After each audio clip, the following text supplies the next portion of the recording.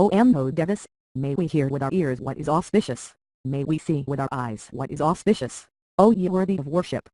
May we enjoy the term of life allotted by the Devas, praising them with our body and limbs steady. May the glorious Indra bless us. May the all-knowing Sun bless us. May Garuda, the thunderbolt for evil, bless us. May Brihaspati grant us well-being. Om. Let there be peace in me. Let there be peace in my environment. Let there be peace in the forces that act on me. Om. May Brahman protect us, the Guru and Sissy both. May he give us both enough to enjoy. Efficiency may we both attain. Effective may our study prove. May we not hate each other at all. Om Shanti. Shanti. Shanti. I am now going to explain the principles behind the Tripadvibhuti philosophy, which, if understood and grasped fully, can cull out and weed all forms of illusory material that surrounds all living in this materialistic world. Om. The Supreme Being, known as Narayana, desired to create living beings. And out of such desire or vow, the living force of breath called prana stems out from the Supreme Being. The mind, the manas and all other sense organs come into being. Also created along with are the sky, the air, the light, the water and the earth, which bears all the beings. Out of Narayana arises the Brahma, the deity who is the creator of all beings, and also the Indra, who is the ruler of all devas. Out of him comes Pralapati, the deity who originates and controls the people, as well as the 12 Adityas, 11 Rudras and 8 Vasu's various controlling forces mentioned in the Vedas, each concerning a distinct and different force of nature. It is only out of the same Narayana that all Vedas came into existence. Thus, all forces come out of Narayana and also finally merge into him. Thus proclaims one of the Upanishads in the Rig Veda. Narayana is ever-present and eternal, he is omnipotent and omnipresent. Brahma, Shiva, Indra, all these deities are various forms of Narayana himself. He indeed, is all forms of time, space and direction. All directions of up, down, sides, in and out are his shadow cast. All that is existing and the ones to come into existence are Narayana himself. The single Supreme Being, devoid of any form of impurity, which cannot be expressed in words, and which is the purest of all pure, is Narayana. There is nothing above him and no second power than his. That one who understands this as such becomes merges with the Narayana himself, he becomes merges with the Narayana himself. Repeated stress.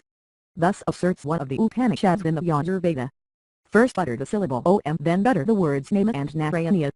These words respectively are made of 1, 2 and 5 syllables as in Sanskrit, thus the entire phrase is made of 8 syllables or called as Ashta-aksharam Ashta 8, Daksharam syllable.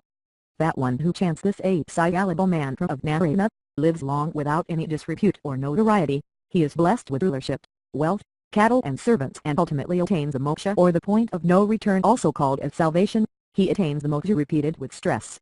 Thus states one of the Upanishads in the Samaveda. That blissful Supreme Being Brahman which resides within, is of the form of Om or Pranava. The Pranava Om is made of A, U and M. That grew in multiples. The Blessed One, who recites and chants the syllable Om, he gets rid of all the bindings and bonds of this material world. The one who chants the words Om Namo Narayana ultimately attains the Vaikunta, the abode of Sri Narayana or the heaven, the home of salvation. The Vaikunta is not to be found anywhere else but in the pure blessed heart, filled with knowledge spiritual. From there rises an offshoot of light, as bright as a ray of lightning. That ray of light is representative of the various forms of Narayana, called by names such as Son of Devak, the one sweeter than honey, the one in the form of Brahma, the one with lotus-like eyes, Vishnu or the savior of all. He resides within all beings, and controls all their activities. He is the form of non-materialistic syllable Om, the Supreme Being. Thus states one of the Upanishads in the Atharvaveda. Having thus known what each of the 4 Vedas say about Narayana, now let us understand the fruits of chanting his mantra. That one who chants this mantra in the morning, destroys all his sins committed during the previous night.